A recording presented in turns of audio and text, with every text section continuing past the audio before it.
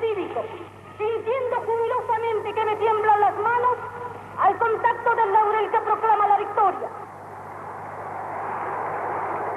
José Espejo, incondicional de Evita, es nombrado secretario general de la poderosa CGT.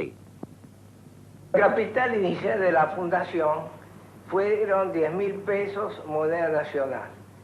Y ese aporte lo realizó su fundadora, Eva Perón. Comienza la lluvia de los millones. Las donaciones adquieren las características de una competición a nivel nacional. Evita inaugura los hogares de tránsito. Estos centros cubrían necesidades circunstanciales a madres que llegaban del interior con sus hijos para someterse a tratamientos médicos. También inaugura el hogar de la empleada. Aquí tendrían habitaciones, comedores económicos, biblioteca, guardería infantil y primeros auxilios. Se construyen centros vacacionales en Chapatmalal, Calamuchita, Puente del Inca y otros lugares. Comienzan también a construirse barrios para obreros. Dice Perón que la fundación era una institución multimillonaria. Confirma que cuando había aumentos de salarios, la diferencia del primer mes iba a la fundación, lo mismo que parte del aguinaldo. Además recibía porcentajes de la Lotería Nacional, del Casino de Mar del Plata, de los hipódromos, de los cines y la totalidad de las multas por evasión de impuestos. Los derechos de la ancianidad deben tener en nuestro continente de norte a sur y de este a oeste su total consagración como medida básica para que se imponga en toda la extensión del mundo. El drama de la vejez es un drama universal y muerde con el mismo dolor bajo todas las climas y bajo todas las latitudes de la tierra. Eva inaugura policlínicos. El plan contemplaba la construcción de 25 policlínicos en distintas ciudades del país. La atención a los pobres se daba gratuita. Bueno, abarcar la pobreza, llegar al más necesitado a través de instituciones, ¿no? Algo físico, palpable, para que la gente pudiera tener contacto con el Estado, ¿no, Mariana? Sí, absolutamente. Es lo que hace un rato hablábamos de lo que la conciencia de equidad que ella tenía, ¿no? Igualdad de oportunidades para todos. Eso es un concepto bastante amplio. Creo que el trabajar sobre la distribución de las riquezas a través de ciertas políticas de distribución es lo que es creo que es la máxima innovación. Yo la escucho y me vuelve a emocionar cómo ella trabaja contenido, ¿no? En sus discursos. Y pienso que esa construcción del imaginario popular, de cómo trabajar para que la equidad se materializara, ¿no? Pensándolo como hoy pensamos el impuesto a la riqueza, que no sabemos a dónde va. Sí. Pero en ese momento la distribución es una distribución justa. Que se veía, que se pensaba, y que se pensaba en aquellos que realmente no tenían acceso ni a la educación, ni a la cultura, ni a la salud pública, es decir, a la ancianidad, a los niños, eran sus preocupaciones, ¿no? Y en un marco de desigualdad, porque era uno de los países que más producía en el mundo, con una potencialidad increíble, pero estaba esa franja social en decadencia. Hace no mucho tiempo yo estuve en Perú y me siento al lado de una peruana que me dice, ustedes no saben lo que fue para ustedes el peronismo, porque nosotros acá no tenemos eso. Acá nosotros uno en la familia estudia y el resto trabaja para que se estudie. Y no hace mucho de esto que te estoy contando, ¿no? O sea, Latinoamérica mira esto con cierta admiración. Brasil, Perú, digo, hay que viajar y ver eso. Cómo nos miran en esa relación de equidad. Comparar, ¿no? Sí. Bueno, me ibas a decir algo, Nelly, del viaje a España. Del viaje a España.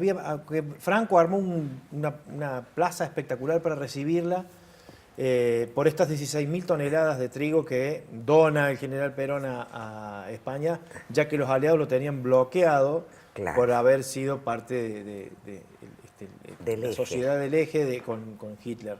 ¿Qué significa esto para Argentina? ¿Realmente le ayudó a Argentina? ¿Era un gesto de conveniencia el de Franco? ¿Ella cómo lo asimilaba? No. A Eva Perón le llaman en España la Perona. La Perona. Cuando hablas ahora y hacen 40 años o más con algún español, te habla de la Perona. Ellos mataron su hambre, mitigaron su hambre con todas esas toneladas de trigo que mandaba el general. Y cuando llega Eva a España, la reciben, por más que Franco haya hecho esa movilización tan espectacular, Sí. no fueron solo por el mandato de Franco, fueron por Eva Perón, porque realmente veían en esta pareja espectacular que era Juan y Eva, los salvadores de los humildes, los que estaban en contra absolutamente de las injusticias. Eso la revelaba a Eva Perón y también el general. Y Perón dice, poco antes de morir, yo la formé a Eva Perón. Es cierto. Eva Perón, cuando se encuentra con él para el terremoto de San Juan, que habían hecho un acto solidario. Claro, un una junta de acto muy fondos. solidario con artistas, para recaudar fondos para todos los que habían sufrido el terremoto. Ella ahí lo encuentra a Perón y se transforma inmediatamente porque comienza a tener una relación con él, a hablar y empezar a reconocer todos esos derechos que le está otorgando a ese pueblo. La ley del peón rural, por ejemplo. Porque antes del 45 se trabajaba de sol a sol. Perón habla del aguinaldo. O sea, en vez de cobrar 12 meses, cobraban 13. Así decían en ese momento. Entonces Eva Perón llega a España y la gente estaba sumamente agradecida por esta mujer. Y ese recuerdo quedó por muchos años. Ahora Ha quizás los quedado, españoles sí, actuales no pero la están siguen tan recordando, la siguen recordando. Fue una ayuda muy grande. Mira, Eva Perón llegó a todos los confines del mundo. Yo, estando en Dakar, en África, no hace más de 12 o 14 años,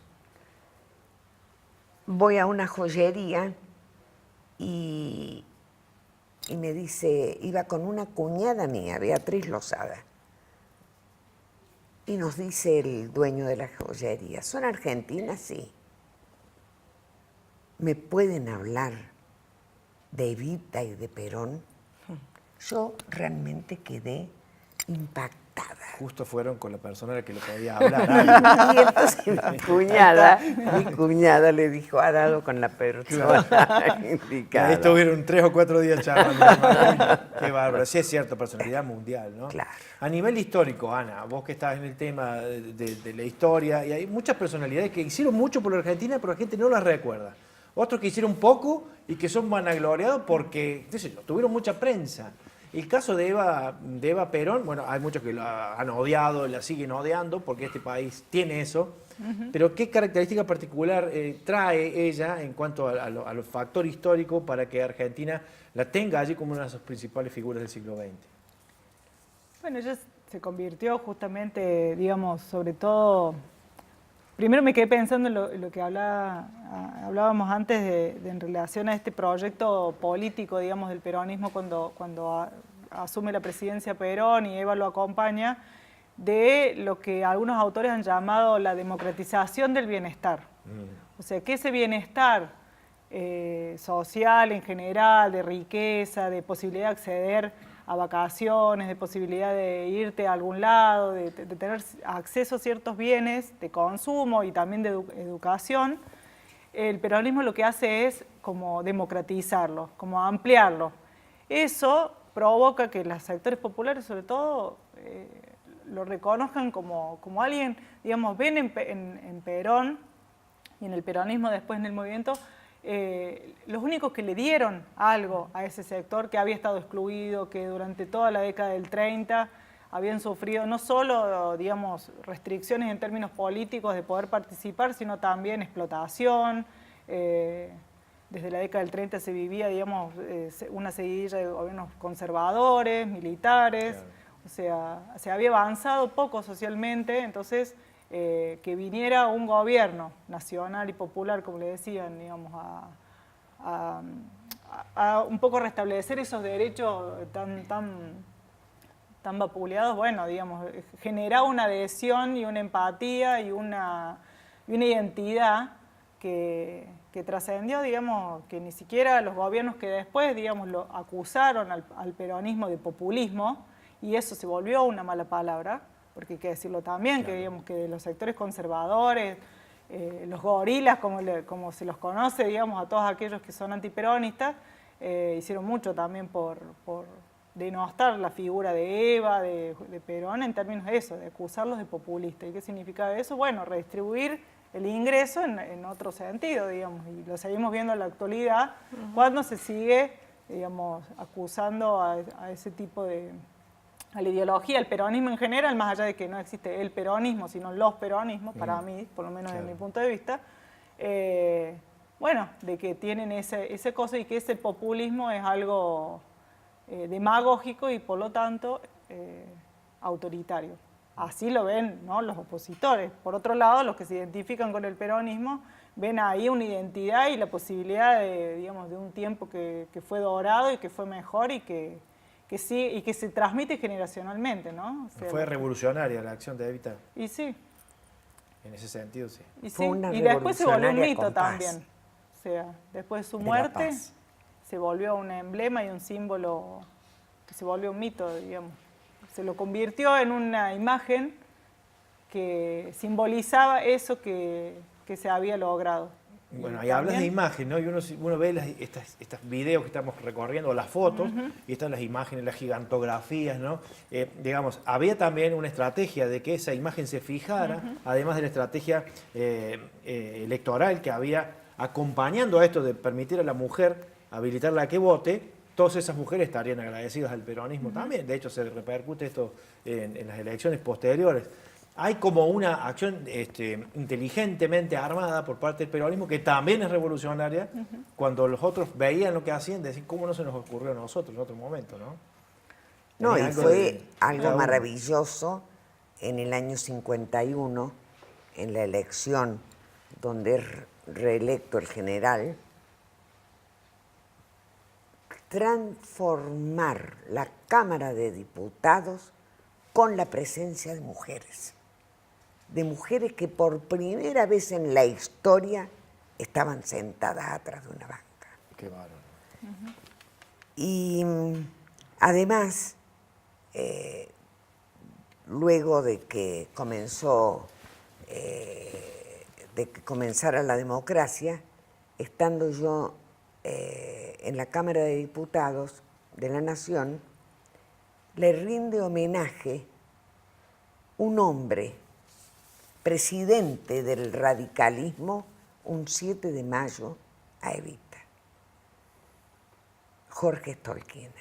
Yo le pregunto, Jorge, usted rindiéndole homenaje, que es un gorila, y se reía.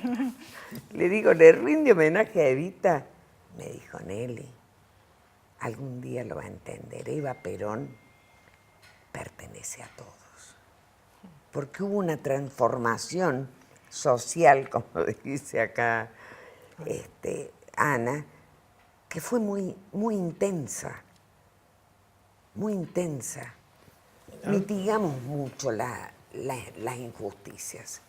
No hemos terminado todavía. No, claro. No hemos terminado. Algunos de los beneficiados por el peronismo, por esto de los múltiples peronismos que cita Ana, me parece que después se hicieron radicales. Pero por esto de separar, de dividir, de los desencuentros de la historia argentina, ¿no? Y algunos de esos radicales, por eso por ahí también reconocen e incluso utilizan algunos de los postulados del peronismo, porque marcó un camino muy grande. La Argentina sin el peronismo hoy, en el ámbito de la política, no es nada, ¿no? Hay una desorientación increíble, ¿no? Y de todo el mundo preguntan, ¿qué es el peronismo? ¿Cómo explicamos qué es el peronismo? Bueno, Evita es una de las causas de este fenómeno. Pasa que hay muchos radicales que ven en Perón la continuidad de un proyecto de inclusión que había iniciado Irigoyen. También. Entonces no lo ven del otro lado, del bando contrario. Se encuentran en el peronismo este proceso de inclusión. Entonces no les hace, digamos, no les genera. Sí, en términos políticos, quizás personalmente con él, sí, pero no con lo que se proponía, con una cuestión más general. Y había otros, digo, pienso también que la ley la impulsó el peronismo, pero había mucho dentro del radicalismo, muchas mujeres que habían luchado muchísimo por conseguir el voto femenino y que después, digamos, impulsaron dentro de sus propios partidos la incorporación, el Partido Socialista, Alicia Moró de Justo, sí, la mujer, Clotilde Sabatini, o sea, bueno, digo, dentro de los otros partidos también, porque había sido una lucha desde los sufragistas. Y se veía venir. Se venía trabajando hace mucho tiempo y también el peronismo tiene esa, digamos, esa inteligencia, de alguna manera, de terminar de impulsar la ley, que como decía Nelly, digamos, tenía bastantes posicionamientos en contra. Y hay un video que circula cada tanto en las redes que es una recreación del debate que se da en diputados, porque es una recreación, no es original, de las posiciones, digamos, de los diputados, de por qué no querían aprobar la ley. Y bueno, porque decían que las mujeres eran seres inferiores, que tenían, digamos, un intelecto disminuido, entonces por eso no había que dejarlo como librado al azar. Y lo que sí tiene, digamos, creo yo, como de inteligente ahí en la movida en términos políticos es armar el Partido Peronista Femenino y de alguna manera capitalizar esa cuestión positiva que tuvo el acceso al voto a incorporarlas dentro del partido. Entonces hubo una afiliación de mujeres peronistas masiva. Claro. Bueno, sí, seguimos recorriendo la historia y conversamos. Estamos hablando de Eva Perón. Evita, a la vuelta de España, se encontró con un pueblo que la adoraba, ¿no? Vamos a continuar. La enfermedad empieza a hacer estragos en ella. Debe guardar unos días de reposo, pero no aguanta la cama y se levanta para recibir al príncipe Bernardo de Holanda, que llega con la intención de vender armas. El príncipe la condecora con la Gran Cruz de la Orden de Orange-Nassau.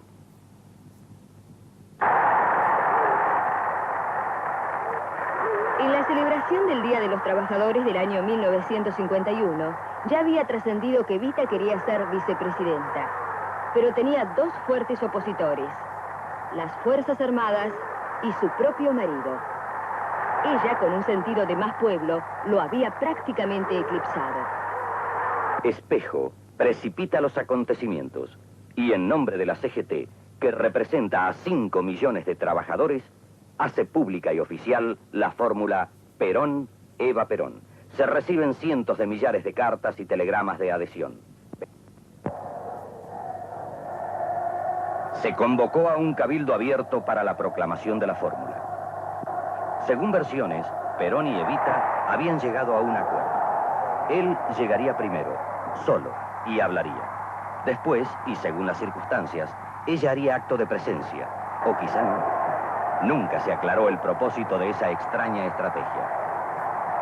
La multitud reclamaba la presencia de Evita. Espejo había dado instrucciones precisas a los jefes de grupos. El espectáculo estaba planeado.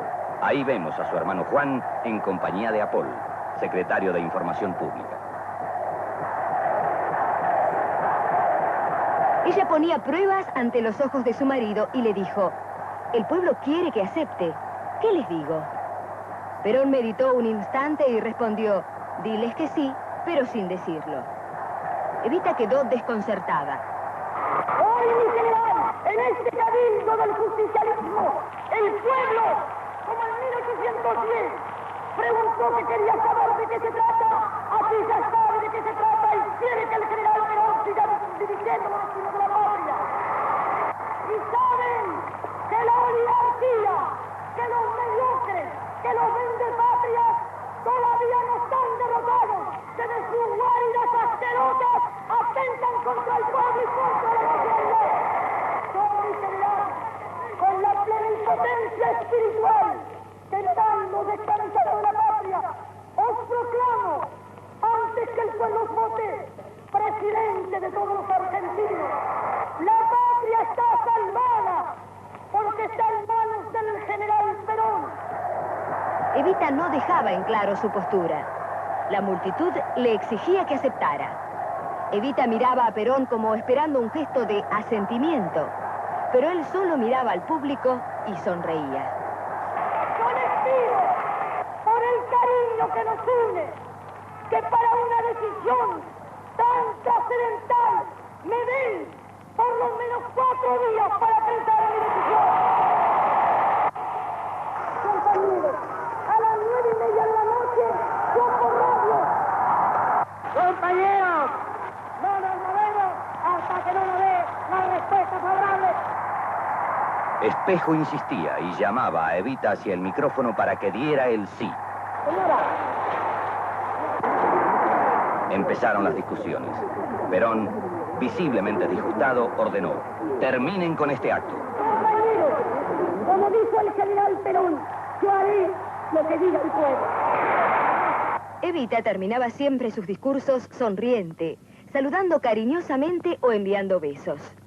Era la primera vez que se retiraba con evidentes muestras de disgusto. Su última frase dejó flotando la sensación de que había aceptado. El 31 de agosto de 1951, Evita renunciaba a la vicepresidencia.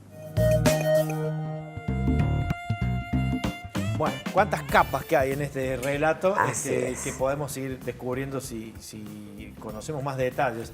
Me decís que tuviste de primera fuente la versión de qué pasó esa Yo le esa pregunté, jornada. sí. ¿A quién?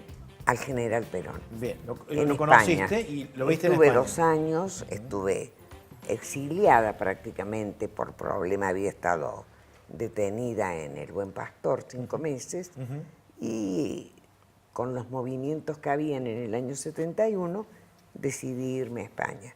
Bien. Y llegué al general, ya había estado con él en el año 68. Fue la primera vez que tuve un encuentro con él. Era amigo de mi padre. Y bueno, lo empiezo a ver a diario, comparto con él entrevistas sumamente ricas. En una oportunidad vimos juntos una película documental que se llama Evita, una documental extraordinario. Perón llora esa tarde. Y durante tantas visitas le pregunté al general, porque yo tenía esa incógnita que decía, ¿cómo no podías, estando llamada por el pueblo para aceptar la vicepresidencia, que no lo hizo?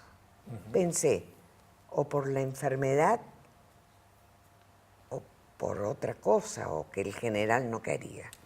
El general estaba dispuesto. Por eso ese avance y Espejo convoca esa gran asamblea popular. Pero ¿qué ocurre? Mientras que se están convocando a toda esa gente, que había millones, se habla de más de 2 millones de personas en la avenida 9 de Julio.